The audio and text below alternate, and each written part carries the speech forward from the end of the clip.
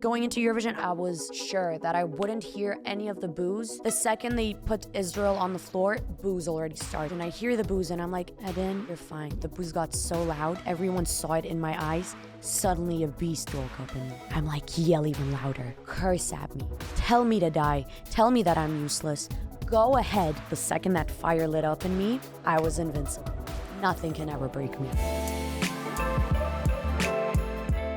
So this episode is deeply personal to me. I've sat across from some incredible women on this podcast, but today I sit across from someone who carries a story that echoes in the hearts of so many around the world. Eden Golan is more than a rising star. She is a symbol of strength, resilience, and grace at a time when being a young Jewish woman in the public eye has never been more complex or more important. We are both Russian Israelis. We both walked the tightrope of identity and cultural shifts, but today's conversation goes beyond our similarities. We're talking about music, about fame, fear, purpose, and the pressure of carrying a flag when the world is watching. I'm not going to sugarcoat it. October 7 changed us all, and not just as Israelis, but as mothers, daughters, and women of Jewish heritage. And what followed was a rise in anti-Semitism that shook us to our core, and still we show up. And Eden, at just 21 years old, stood on one of the biggest stages in the world and sang through the noise with courage that many people twice her age haven't yet found. This is not just a conversation, it's a reflection, it's a moment. It's for every woman who has felt misunderstood, unsafe, or unseen. This one is for us. Eden, I'm so excited to have you here. I'm so excited to be here. I am really grateful that Moti, shout out to Moti. Shout out to Moti. that connected us, because I was watching you on that stage in Eurovision, thinking to myself, how is this young girl just gets up on stage and carries the weight of like a nation on her shoulders? And I have so many questions and so many things I want to discuss with you. One of the things that also connected me to you is our shared kind of cultural background. So you were born in Israel, moved to Russia, went back to Israel. I was born in Russia, moved to Israel, but I'm now in Miami. I potentially one day probably want to move here. I like the sound of that. I love Miami. Like, I've been coming here ever since, I don't know, like for like 10, 11 years already. Every year, me and my family would come here for like a month and a half, just because we love this place so Okay, I'm much. happy you already feel connected to it. Yeah. But I want to take you back to, I want you to take me back to kind of the beginning of things. So you were born in Israel. Yes, I was born in Israel. I lived there till the age of 6. I went to kindergarten there. I didn't start school. And then my dad got offered a job in Moscow from an Israeli company. And it was a great opportunity for us. So at first for a year, he was back and forth, Moscow, Israel. And then like it was time for all of us to move. So we did move. It was a 3-year contract. Oh, wow. That kind of got extended for another 3 years. And then I got signed, became a singer. Wait, in Russia? Yeah, and I started off as a rhythmic gymnast. So even when I moved back to Moscow, I did rhythmic gymnastics. And then at some point I switched to ballet. I went to the Bolshoi Theater. They wanted to take me seriously. My mom was like, Eden, you're not entering the sports industry, like ballet and everything. Like, I don't want you to head in that career. Mm-hmm. And I'm glad she didn't let me, because at some point I started singing. Mm-hmm. And yeah, then I did my first pretty big show, TV show, New Wave Junior. Maybe you've heard of it. Nova Volna. I'm not in tune with the You're not in Russian. tune. Yeah.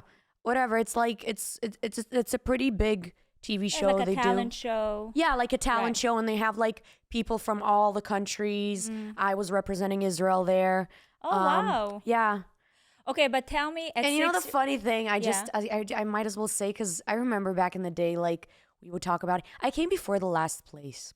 I don't know if it has to do with anti-Semitism or what, because I was pretty good for an 11-year-old girl. I could say, like, when I look back, I hate listening to myself back, but I can, like, objectively say I was pretty good. But I came second to last. Does that have something to do? Just Maybe. like a thought, Maybe. But tell me how it was to move from Israel to Russia. You were 6 years old. I mean, you already had friendships. You I don't really remember. You don't remember? See, I'll tell you what. From like what my parents tell me and what like it also followed me in Moscow and like in school, I was always that not really outsider. In Israel, I was part of like everyone, but I was different. Mm-hmm. It was harder for me to make friends. I was interested in different things. There was something different about There you. was something different about me. And it continued over the years when I moved to Moscow and I studied in a British school. But it followed me. I was always the loner. I never really had friends as much as I tried. And then that turned into bullying. I was like really bullied at school until because of your personality, or was it more? I think it started off in grade 2. There was this girl that just, I don't know, she jealous. I don't know where it came from. And she kind of started that on me, calling me like fat and like different things, which then continued. They formed a gang that was against me. And then eventually when I started singing and appearing on TV, it increased. And then I would miss a lot of school because of the shows and rehearsals. And I would still be like an A-star student. And the kids just hated it. And also the teachers. I got severely bullied by the teachers. One teacher in particular. Say her name. I wish. I'm actually... I started dropping my math teacher name because Really? she's the one who bullied me. I'm like actually dying, but I feel like they all like follow me nowadays. And like, Oh I my feel God, like okay, one no. of them even texted me. But you know what? I then found her Facebook page and the shit she does and the shit she posts. Fucking embarrassing. So you know what? I got bullied, but look where I am. Look where you are. You closed that circle for yourself. I did. I mean, I'm thankful for everything. It built me to be the person I am today. But you didn't have any friends, because I can imagine it being very lonely. It was lonely, and studying was my escape. I would try get into this friend group, and then the next day they're against me. I like sit with them at lunch on the table, and they all get up and leave me. It's kind of crazy that it doesn't matter how much time passes, like generation to generation, this theme is constantly and it's sad because no one deserves to be bullied. I feel like everyone is so equal, and whenever there's this like famous girl at school that has like these friends and she like hates that one person, and then she turns everyone against that one person, and then like it got physical, they would start throwing, but whatever, like, and then I begged my parents to like take me out of school. I was like, I can. So they pulled you out. Yeah, I think I was begging them for like a year. They found it very hard, especially my dad. The concept of online school and not going to school. It's just, it's something they couldn't wrap their head around it. But they saw how bad it was for me. I was depressed. I was not having it. So they did. And then I started studying online, and like slowly but surely, I actually made some online friends. I had a really good online friend that we would like FaceTime all the time. So like things changed for the good. Do you have any good memories from that time? Because how long did you live in Moscow? 13 years. 13 years. Wow. Yes. I'll tell you what, it's very mixed, because even looking at all the bad things, and I've been through a lot of bad things in Moscow, including like entering the show business, and it's very dirty there. The Russian show business all over the world is dirty and disgusting and meh.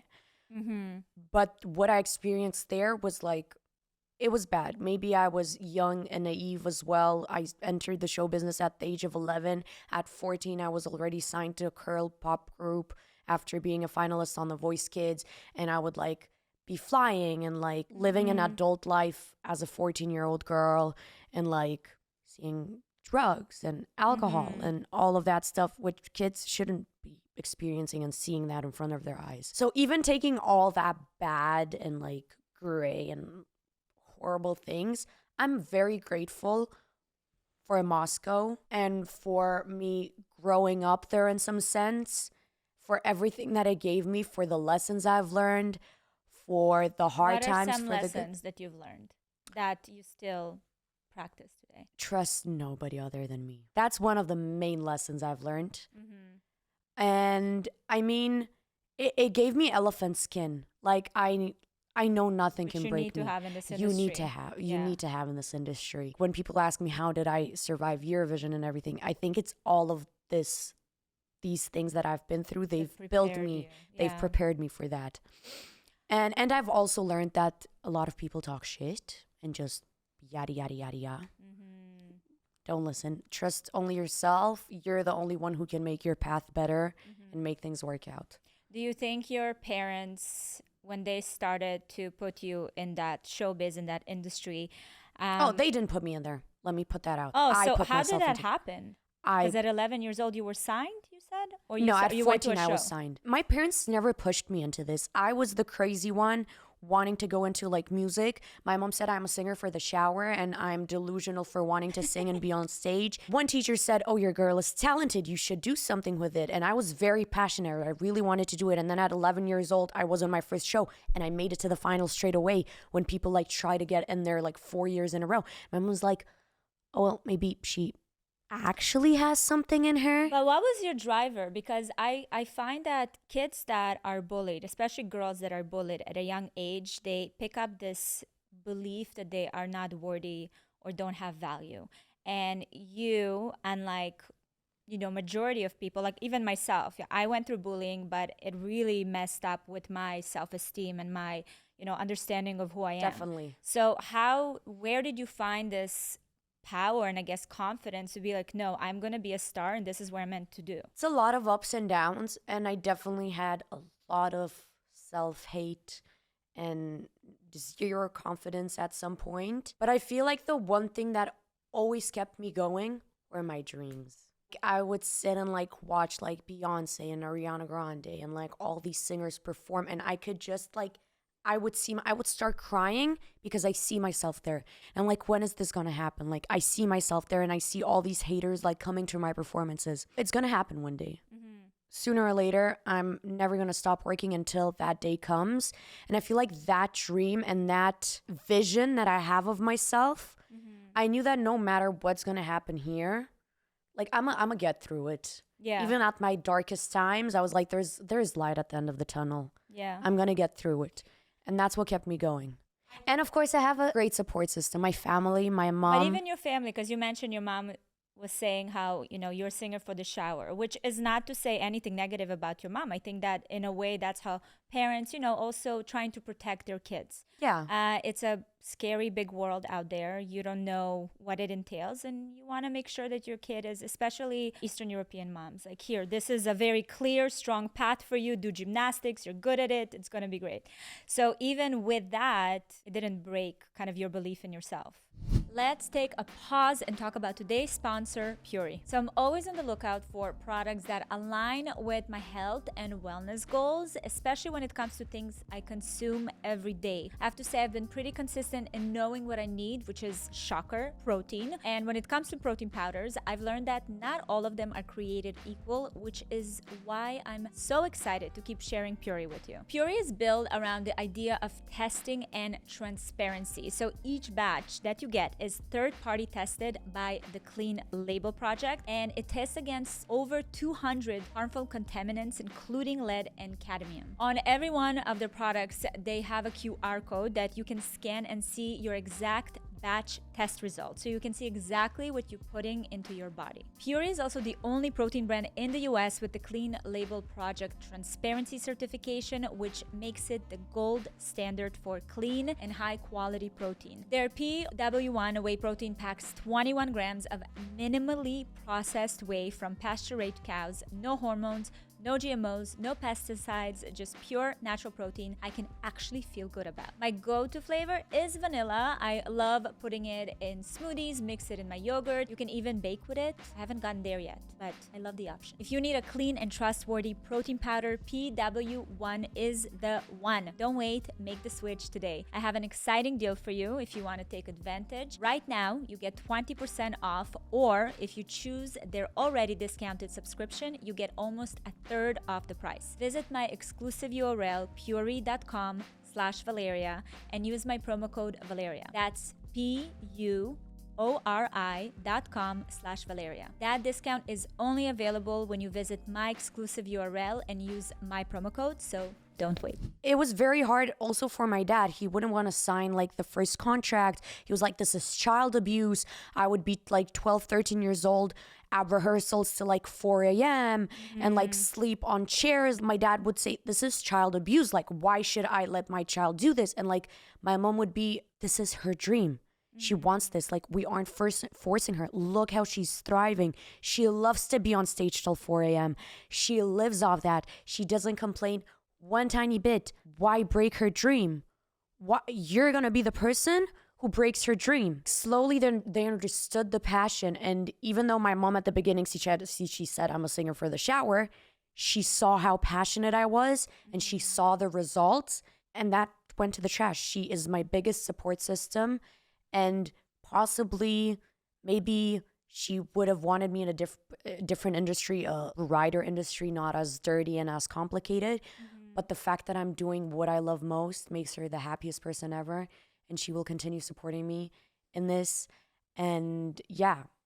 You know, I have very similar experience. Mine is a little bit different because I didn't really believe in myself or knew what I'm going to do. But I started modeling at the age of 14. And it was purely because my mother wanted me. I don't even think that she thought that I'm necessarily going to be the supermodel, but it was more like, I want to put you in an environment would break your self-limiting beliefs.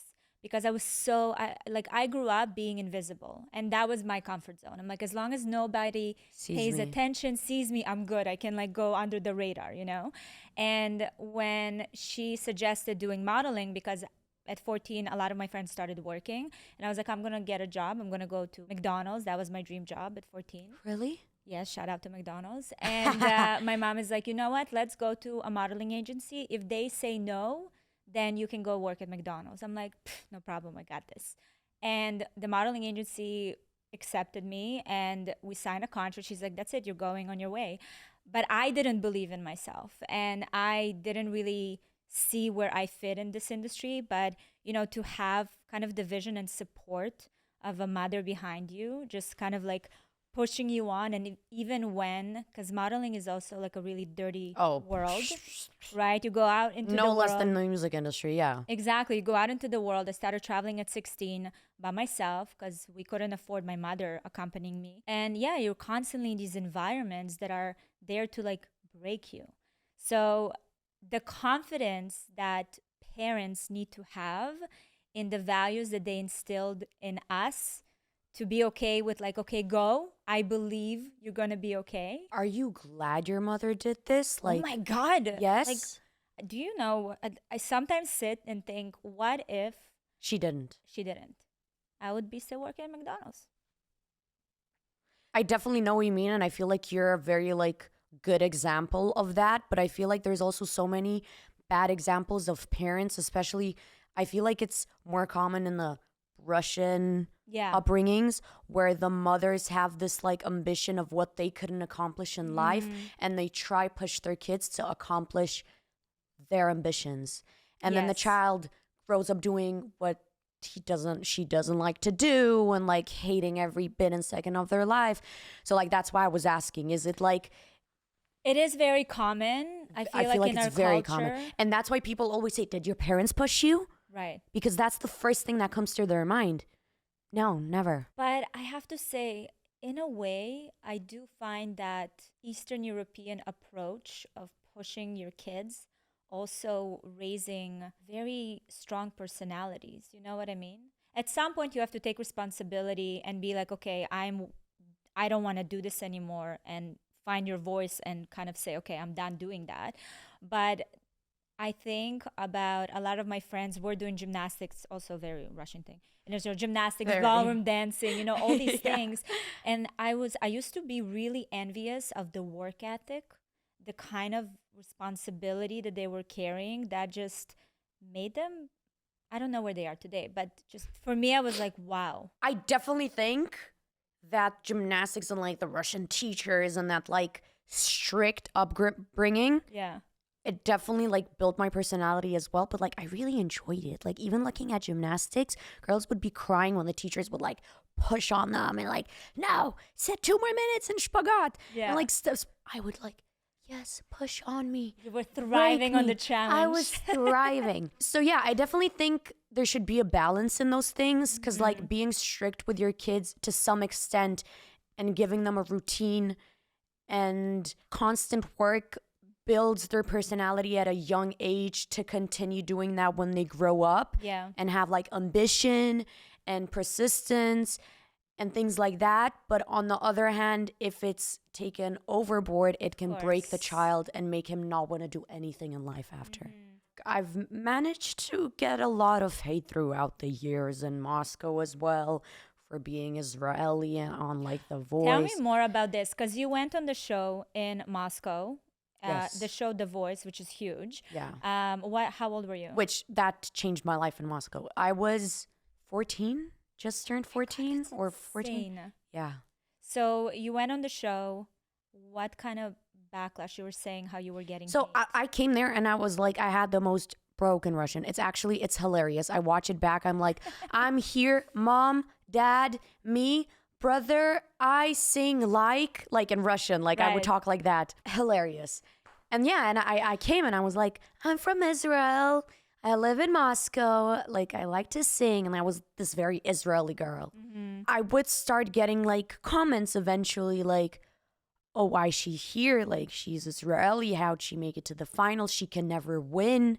Like, and, you know, different things. I don't exactly also remember. I was so young, but I remember at that time. And, like, every little thing I do, people would, like, attach to something and criticize it. Yeah. I didn't give a single.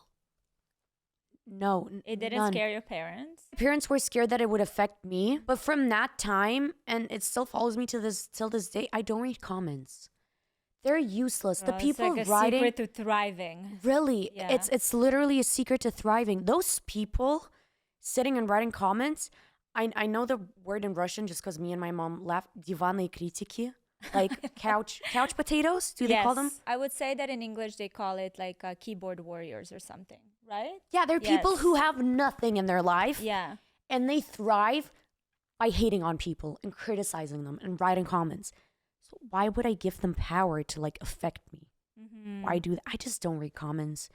And like I feel like that helped me so much throughout my life. And then I feel so inspired just like energy wise, because I'm a very intuitive person. Like your energy is so, you move with purpose, and it usually takes people a long time to find that purpose.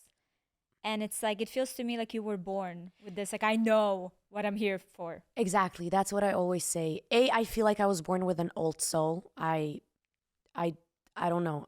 I feel like I know too much for being 21 and understand. Oh my God, you're 21. Yeah. Little baby. I am. Yes, I feel like I was born with a purpose. Like this is, if not music, I don't see a point of like living. Yes, family and So everything. you don't have plan B. This is like A, B, C, D. This is it. A. That's it. And only. And I'm not leaving this damn planet until I reach all of my goals. I'm not leaving. I can. I love this. This is very inspiring. Okay, I want to talk about October 7th because you moved back to Israel.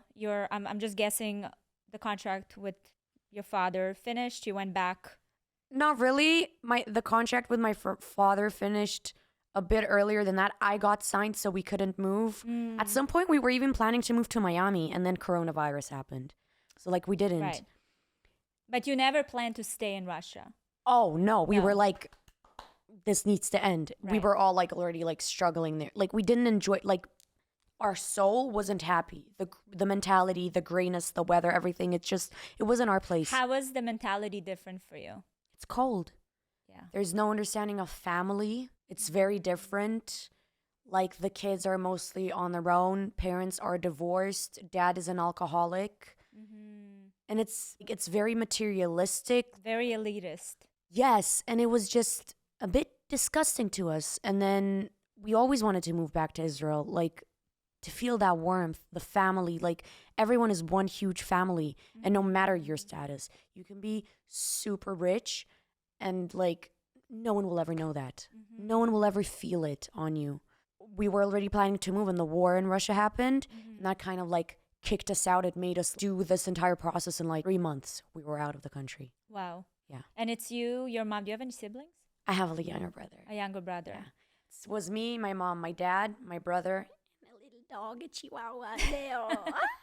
So you go back to Israel. You weren't there 17 suitcases, 17 luggages. So you move back and you decide to continue pursuing the music career in Israel. Yes, I kind of moved back and started everything from absolute zero, because also like all my followers in Russia, because of the war, they like blocked TikTok, blocked Instagram. So all my followers were basically invisible. No activity. And I had a studio in my room. I would continue making music, producing, writing. And then TikTok. It was very hard and frustrating because I would try to do my best and I would get 100 views on a good day, maybe 2 to 5 likes.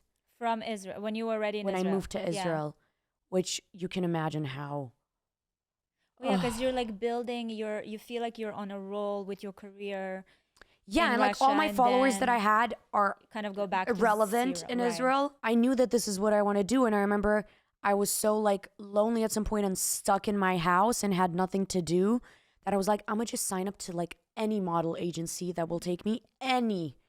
So I got accepted to one, and like my going outs would be like a photo session here, making like a couple of like the tiniest amount of money ever, but I didn't care. It was just like to go out of the house. And then at some point I was like, I have nothing to lose. I had like demos laying around. I would work with people in like Germany, and I was like, I have nothing to lose. There's this demo that no one wanted it. I'm like, I'm a post a TikTok. Let me do like a TikTok. What if there was this song that goes like da da da da da? I posted it on TikTok. The next day, 500,000 views. Suddenly I get people texting me. My now label company in Israel also texted me. I started going on meetings. I'm getting chills by that. No, me too. From one video? From one stupid video. Wow. And then slowly I released that song. People knew me as, oh, you're the taxi girl, because the song is called Taxi. So you signed to a label. Everything happened really fast once you signed with a label. Because super fast. I feel like in Israel, I mean, I was working as a model in Israel, and I remember the industry was small and very limited in a way. It is very small and limited. So it felt at times where I'm like, what's next, Definitely. For me, I got the show. They really wanted me. The next star really wanted me on the show. I was very like at the beginning I was very mixed, like I don't want to do another TV show, but then I was like, yeah, I do want to do another TV show. And that happened really fast, and like I passed, we started filming the ID, and then 7th of October happened. I didn't know if it was going to happen or not. You won the show. The winner goes to Eurovision, represents. Yeah, it's basically like American Idol in Israel, and the prize of winning that show is representing the country in Eurovision. Which I don't think people realize, like unless you grew up in Europe or in Israel, Eurovision is huge. Like whoever I speak to here and I mention Eurovision, they're like, what is that? I'm like, yeah, no. People don't know it, but when you mention like ABBA and the fact that they came out from Eurovision, or like Celine Dion, she came out from Eurovision. 100%. Maneskin, he's like blowing up right now. He's dating Dove Cameron, and like he's huge. No, Eurovision. It was a huge thing. I remember, I have such vivid memories of my childhood where it would be like Eurovision night, and everybody will get together in our house. We watch the show, we vote, everybody's criticizing. Like it was the biggest thing, and it still is. It still is. It's like the Olympics for music. Yes, exactly. So you won the show. That was before October 7th. No, that was after October 7th. Really? Yeah. So basically, I got into the show before October 7th, started planning out like what I want to do. Like my first audition, I already had sound check, and I had an idea of what I want to do on the first audition. It was an up-tempo like song. It was Christina Aguilera's song. I was like, I want to bring show. I want to bring power. I want to bring sass. I want to bring all my energy that I have in me. Then October 7th hit, and they kept rescheduling the shootings. At some point, we were like, this isn't happening. The show isn't going to happen. And it was scary to go like, and do something like that. They did decide to make it work, but they would have a different format, and it would only air once a week on TV for 1 hour. The entire week it would be only news, and then 1 hour would be music. When that happened, I was like re-analyzing everything. I was making a different plan in my head. I'm like, don't even want to do that power and like sass and everything. It doesn't feel right. We have hostages and people dying, and our country is going through such a horrible time. I need to bring some light. I need to bring some hope. And that's when I decided that for my first audition, I would do the song Rise Up. I did that song. I was the first ever person to get 100%. After that audition, I pretty much blew up in Israel, started getting so many new followers. Like, I have a video of like when it aired on TV. It gets me emotional every time, my reaction of all the messages and everything, and people texting me like, you are such an angelic like light. Like a beacon of light, yeah. We need you. Like, your 3-minute performance gave me some hope for a second, made me feel something different than depression for a second. Thank you so much for doing this. And I'm like, I'm helping people.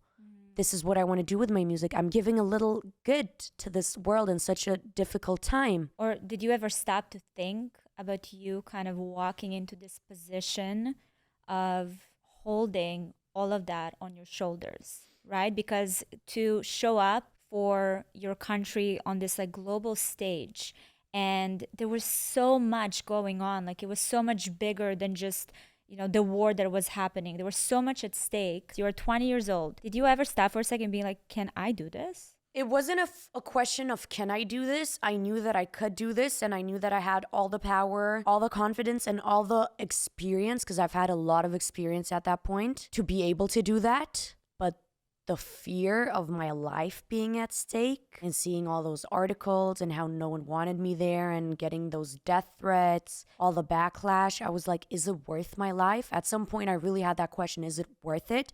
My parents were like, we want you to have this opportunity, and it's an honor for our daughter to represent an entire nation. Is it worth your life? They were really scared. I remember my mom, after me coming back from Eurovision, she's like, I didn't sleep.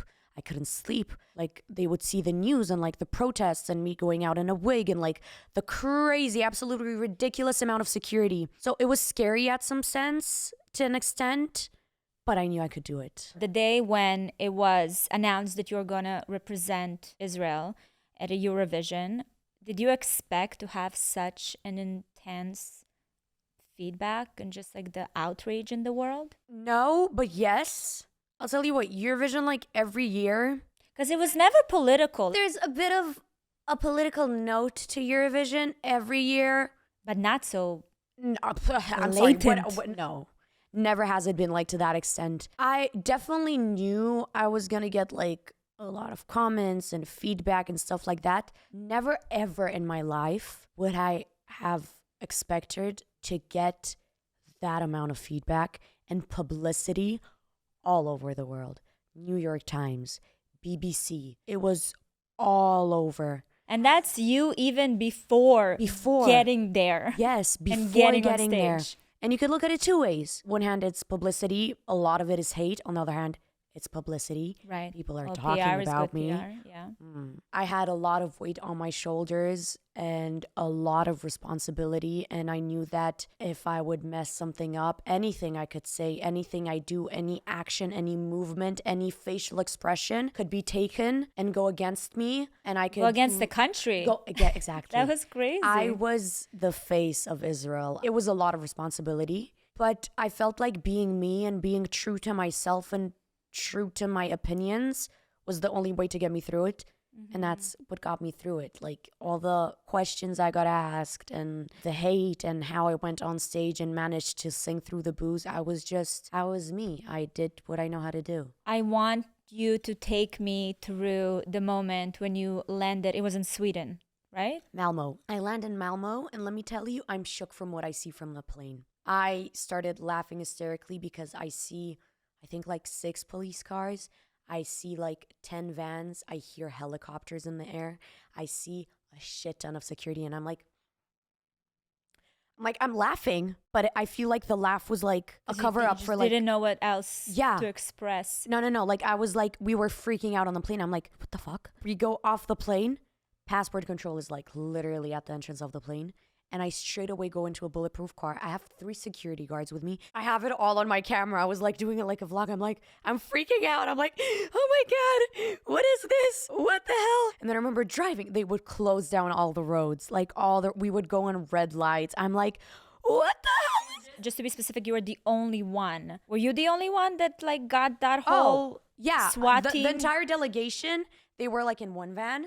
And I was. But any other countries, representative of any other countries Absolutely had to? no one. Just you. Just me. Oh. Just me. like even the delegation, like sometimes they would let them go out like to the mall and everything. Me, no. Like I couldn't go to the restroom by myself. Like it was intense. It was like a movie. Like honestly, it was crazy. Did you see people openly protesting against So Israel? I'll tell you what, I was pretty much locked in the hotel, from hotel to arena back to hotel, and the security, the Israeli Shabak and like the Swedish security that were teaming up with the Israeli service, they did a really good job. They would pretty much like not let me see anything, not let anyone see. I know there were a lot of protests afterwards, the internet and everything, and like I know what was going on, but I didn't physically see it because of how protected I was. And I'm glad. I'm truly so grateful for the security team, because I understood that if I want to like give my best performance ever, I need to surrender. I need to trust the security. I need to let go of the fear. I need to get that out of my head, and I need to focus on my job, which was to give the best performance ever. Those 3 minutes on stage, just disconnect. I'll forever be thankful and grateful for them for taking such good care of me and the entire delegation. Tell me about the photo. You took a selfie of yourself with like a wig, or you had a whole thing. Tell me about this. At some point, I got so locked up, and I'm very hyperactive. I have a lot of energy in me. I need to let it out. And like being in a room drove me crazy. And I like came up to them. I'm like, get me out for like a 5-minute walk. I need to go out. And that day, I feel like it was riskier as well. They're like, no, like, I'm like, I need to go out for my sake, for my soul, for my mental health. I need to go out. And they're like, let's see what we can do. And they're like, okay, put this wig on. And I'm like, I can stay in the hotel. I don't want to go out anymore. No, it's fine. And so, yeah, they like disguised me into. So you had glasses, you had a wig. I went out with like undercover security, the Israelis, and then the Swedish on an outer layer. I need people to understand that it may sound dramatic to those who don't understand kind of the full severity of the situation, but even you saying like there were threads online talking about different things about you, how people can recognize you in public. So if it's the nails, the hair, you have very visible, look to you. Yeah. And they were targeting. Oh, yeah. There were a lot of death threats. And somehow you went up on that stage and you held yourself with such power and grace. Like, I don't think there was one dry face. And I don't know, whoever was watching, like my mom and I, we were bawling seeing you. Like you touched so many people, because not only did you share your talent with the world, but it felt like you told our story to the world. So it's one thing where you had to, go through all of this disguise and threats and all that stuff. You're also carrying within you the terrible knowing and news of the hostages and all the people we've lost on this terrible day. To me, I don't know what carried you through. It was my mission to be their voice, to be the voice of those hostages who didn't have a voice and that we needed back home so eagerly, and we still need each and every one of them back home. I was the voice of the murdered at the Nova Festival and at the kibbutzim. I was the voice of those people, and that is what kept me going. That honor and power to do that and possibly unite people and give them an understanding and show them the beauty of our country and our nation. I don't know. It's just, at the end of the day, I did what I love most. It was singing and sharing my voice. And yes, maybe it wasn't the best circumstances and the best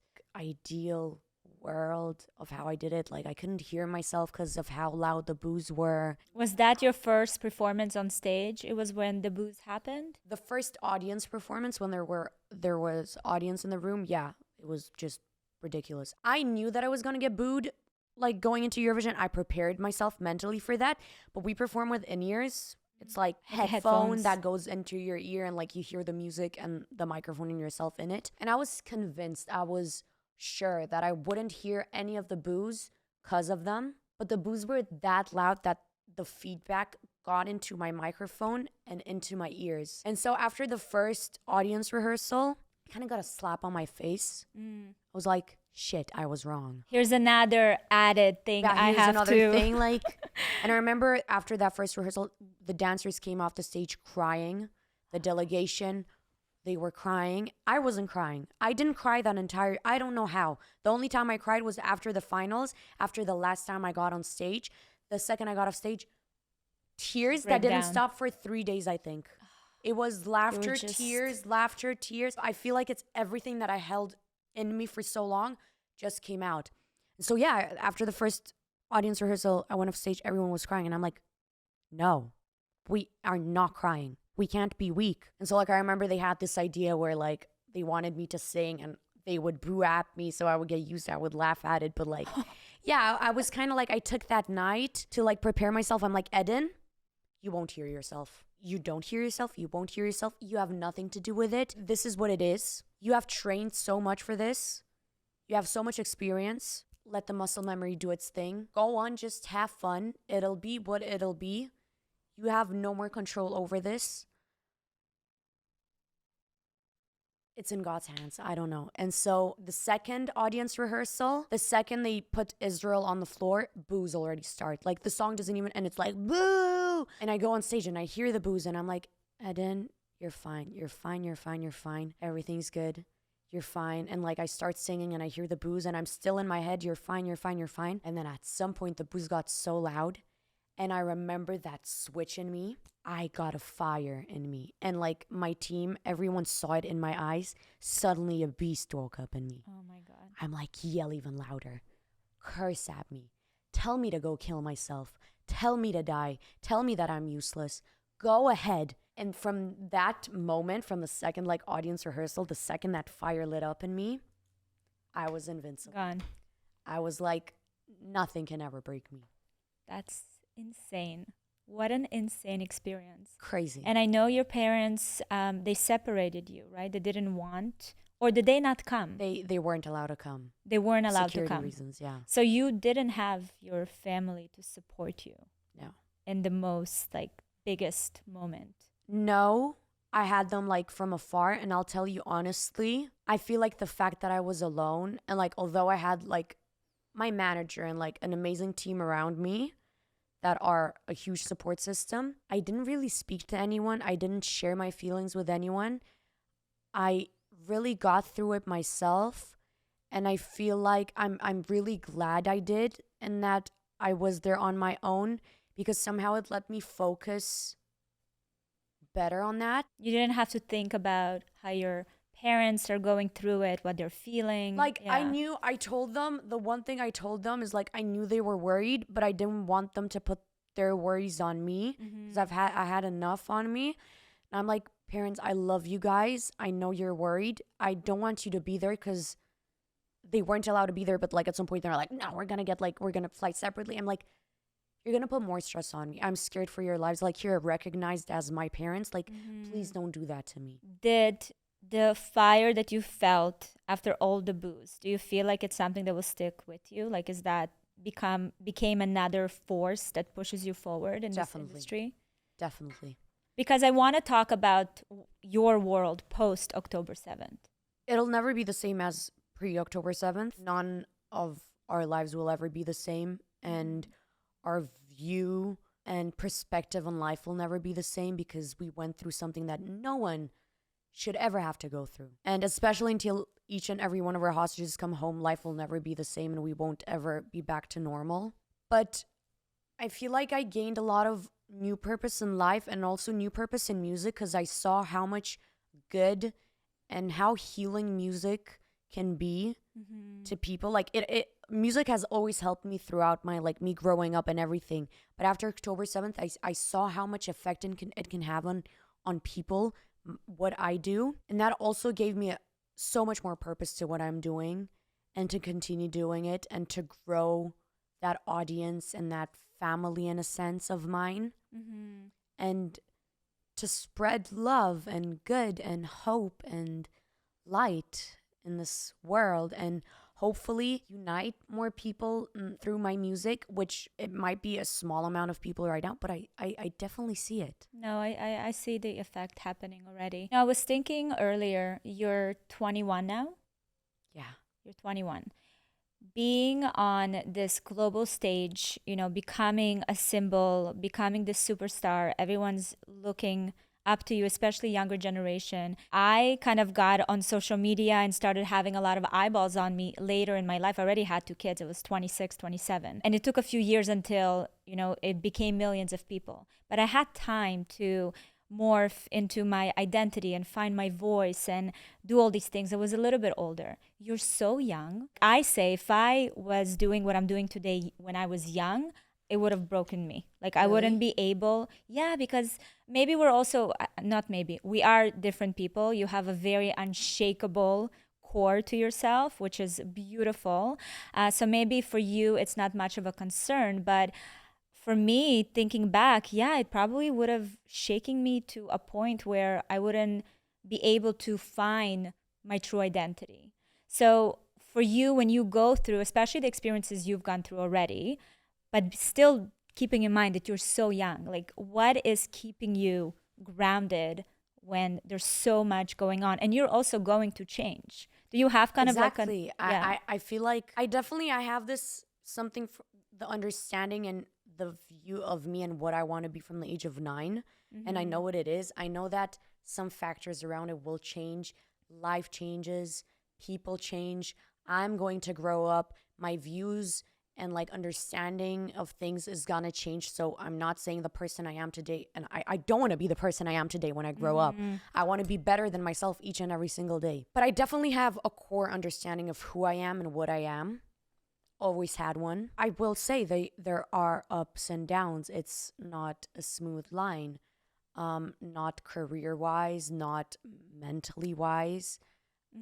We're all people. We're all human beings, and music is what keeps me balanced. As ironic as it may sound, music.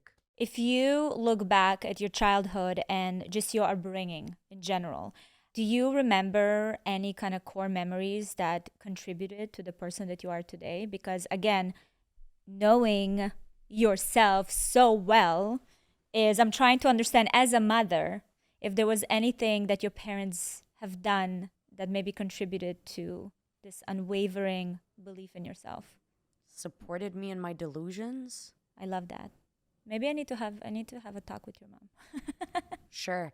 Everyone asked my mom was like, what did you feed her when she was a child? She's like, I feel like going back to like one of the first things we talked about, I was always different. And they let you be different. And they let me be different, as hard as it was for them as well at points, me coming back home crying in tears.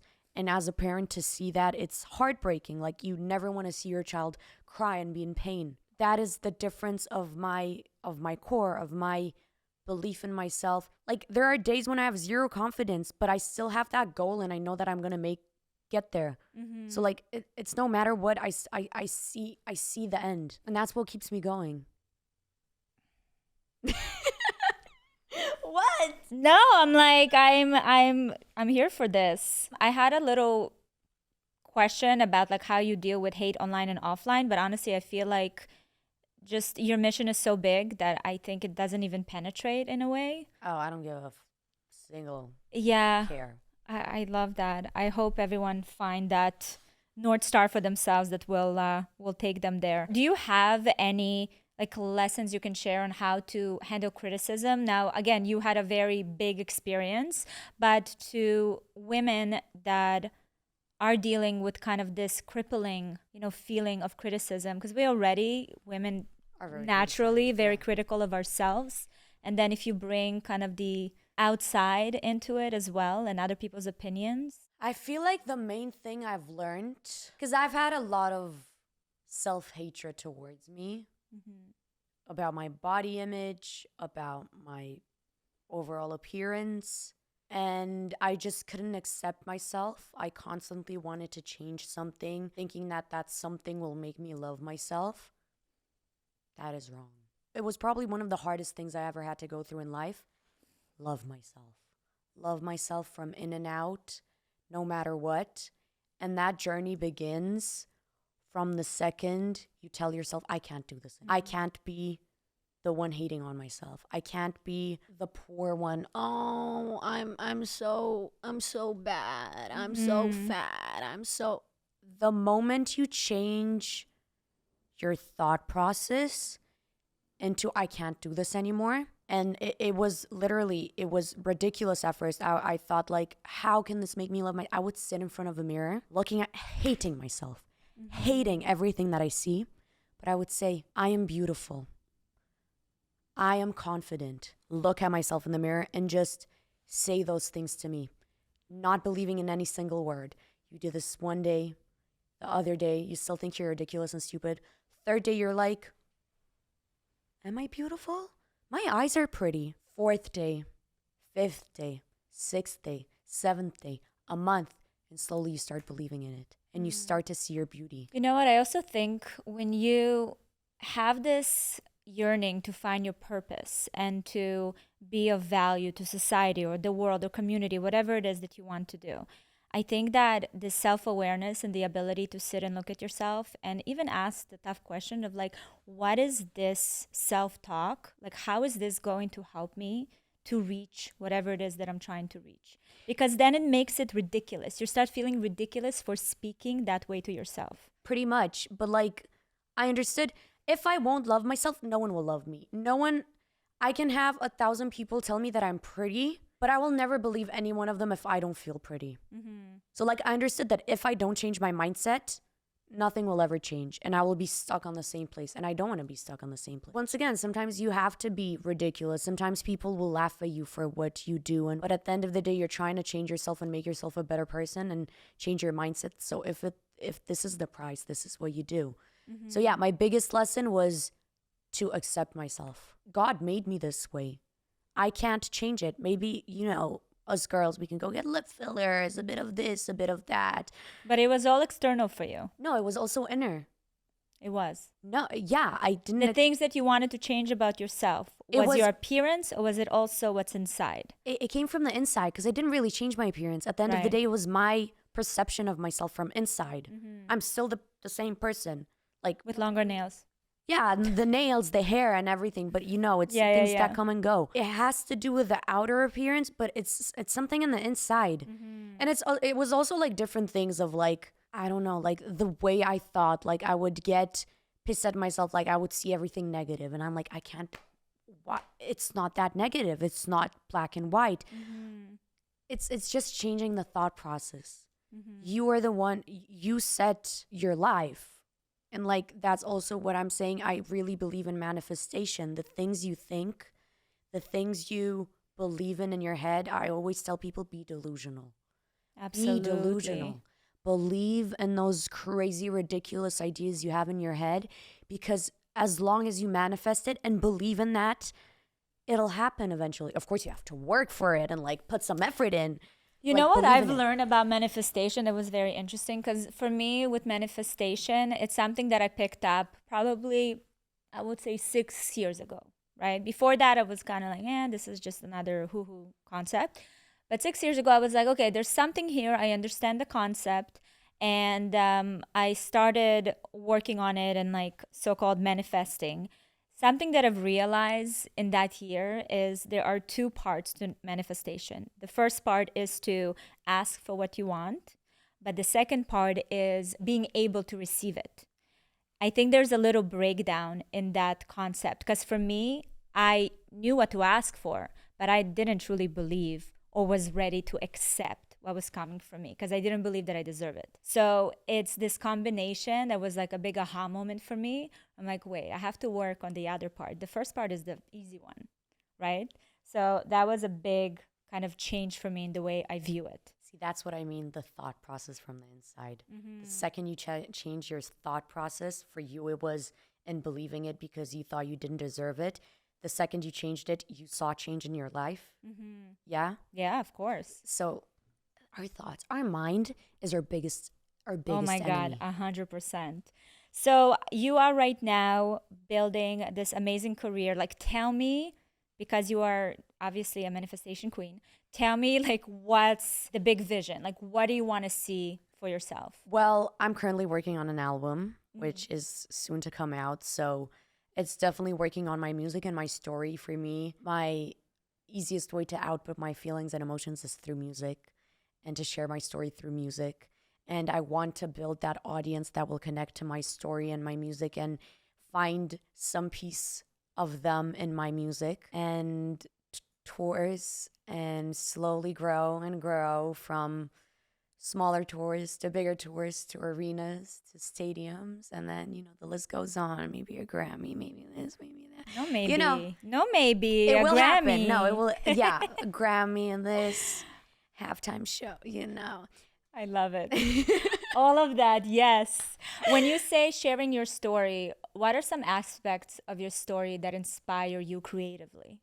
What do you mean? So when you sit down to write, because I always wonder with songwriters, like what experiences that are so deep, in your mind that gives you that creativity to put it into words? So it divides into a few options. It's either the day of emotion, where you wake up feeling, maybe last night you got into a fight, maybe you just broke up with a man, maybe you just had a great night with a man. Maybe you went out to a party last night and something happened. It's like what happened at that moment, that day, or the day before. That's one option of what you write about. Another option is, for me at least, it's a lot of the times it's late night thoughts of like just things sitting on my chest. Like I have 4 a.m. notes, like just like spitting out like my feelings and everything, which I then turn into a song. And then there's also a lot of like the things that formed me, the bullying, the depression, the anxiety, and that taking that and turning it either like metaphorically somehow or literally telling a story. There is actually one song on the album which I'm very, very attached to. It's to do with everything that we talked about, like self-love and acceptance and loving yourself and just being who you are. Talk to me about your latest single. So my latest single is the first single from the album. It's called Wait For You. That was the song I wanted to release first from the album. I had a lot of going back and forth because like there's songs that represent maybe my personality a bit more, and it's different. It's a very, very roller coasterish album, if I could say that, if that makes sense. And then Wait For You, I felt like it really connects to so much of what us people are feeling right now, that longing for someone and missing someone and going through something difficult within yourself, a breaking point that makes you seek for that warmth and a place you can call home. It can be a person, it can be a country, it can be anything. I wrote it about a person that has a very deep space in my heart. Oh, yeah. That's so nice. Does this person know that there's a song about them? Yeah. Okay, that's a big deal. I don't know if you saw. Did you see this whole Mariah Carey thing? I'll Give My All, and how it came out. Yeah, it came out that the inspiration was this guy. I mean, a famous, how do you call this? Baseball? What is it called? No, not cricket. Like a football or baseball player. Do you know? Yeah, baseball. It's like a famous baseball player that she dated for a little bit. And there's like 3 songs. One of her like top famous all-time favorite songs Crazy. Well, is about him. Maybe that's the song about him that will make me famous. Oh my goodness, I don't know. it. Unlike a lot of other artists, you kind of came on to the scene with, again, this really big responsibility on your shoulders. It's not like you just coming out and you discovering yourself as an artist and you're, playing around, doing different things. Like you didn't have an opportunity to do that yet. I think you're doing it now. Because I just also heard your latest single with Ofernissime. Oh, yeah. Amazing. So fun. Oh, my God, that was so fun. I could imagine the process was really cool. But I can already, now I'm starting to, see you really showing yourself outside of all these responsibilities and things that you had to carry when you kind of came onto the scene. But what gives you hope today? What do you hope for yourself in kind of the near future? And what's going to be like the Eden Golan, I don't want to say even 2.0 because I feel like we haven't even seen the 1.0 yet. I feel like the album is definitely going to show the sides in me that no one yet got to see that I have been so eagerly waiting to show. It's been a year of a lot of studio sessions and a lot of work and experimenting with sounds and music and lyrics and creating this album. But once again, I'm going to change. I have a lot of different ideas that I want to do. So my music is also going to change. I never want to limit myself to one genre, to one specific sound. I want to do it all. I want to have fun. And my hope is that this world can become a better place. More peace, more love, more unity. I hope that people will like my music and this new side to me and connect, and that I can build my family and build this journey and have people who follow me throughout the years. Because this is only the beginning. It truly is. I adore you. I am rooting for you. I know you're going to change the world with your messaging and your light, because it's so strong. And that's what we need today. I think people that are so stand strong in their power, in their light, in their messaging. And I'm so happy that we got to sit down. I am so happy we got to do this. I don't want to stand. I want to keep chatting to you for I feel like we'll do a round two. Yeah, we will do a round two. You got a studio recording that you need to get to. So I don't want to keep you from your It's fine. magic. This was such a pleasure. Thank you so much. Thank you so much. Can we share where people can find you? Okay, people can find me practically everywhere. Instagram, it's Golan Eden. TikTok, it's Golan Eden Music. Oh, YouTube. Come on, Mati. He's holding a knife at my throat. It's a lot to remember. It's Eden Golan, and Spotify, Eden Golan, Apple Music, Eden Golan. Everywhere, Eden Golan. Eden Golan. I love it. Remember. Yay, thank you. Thank you so much. Oh my God, can I give you a hug? Yes.